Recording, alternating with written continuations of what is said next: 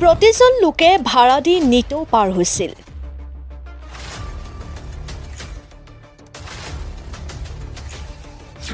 কিন্তু সেই সাকৰ ভাড়া দিবলৈ অমান্তি হৈছিল একেখন গাঁৱৰে আমেজ উদ্দিন নামৰ লোক এজনে।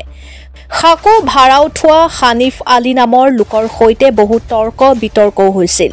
আনকি আমেজ উদ্দিন এই সাকোডাল ভাঙি দিব বুলি ভাবুকি প্ৰদান কৰিছিল। ঘটনা দৰং জিলাৰ ধুলাৰক্ষী থানাৰ অন্তৰ্গত ১ নং মাগুৰমাৰী গাঁৱৰ। অৱশেষত যোৱা ৰাতি এন্ধাৰৰ সুযোগ লৈ আমেজ উদ্দিনে এই সাকো ভঙাৰ উদ্দেশ্যে সাকোৰ সকলোবোৰ ৰছী কাটি ছিঙি থৈ যায় বুলি অভিযোগ উত্থাপন হৈছে, যাৰ বাবে বৰ্তমান ৰাইজে এই সাকোৰে যাতায়াত কৰিব পৰা নাই। এতিয়া ৰাইজৰ মাজত সৃষ্টি হৈছে হাহাকাৰ। বিদ্যালয়ৰ ছাত্ৰ-ছাত্ৰীসকলৰ মাজতো এই ঘটনাৰ প্ৰভাৱ পৰা দেখিবলৈ পোৱা যায়।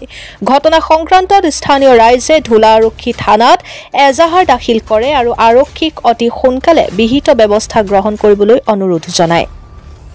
Bureau report and time. মোৰ নাম হানিফ আলী। গাঁও ১ নম্বৰ মাগুৰমাৰী। কি হৈছে?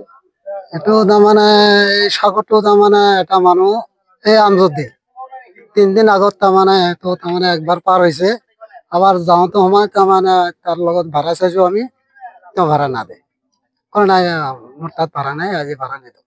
কিয় কাৰণে ভাড়া নিদিয়ে? তোৰ তাত ৩ দিন বাকী আছে, আজি বাকী থলে আবার বেলেগ দিন কবি যায় আমি ভাড়া দিছো, এইটো কবি। এইটো নহব ভাড়াটো তইতে কলে সাকুটো আজি গলে কাটি দিম।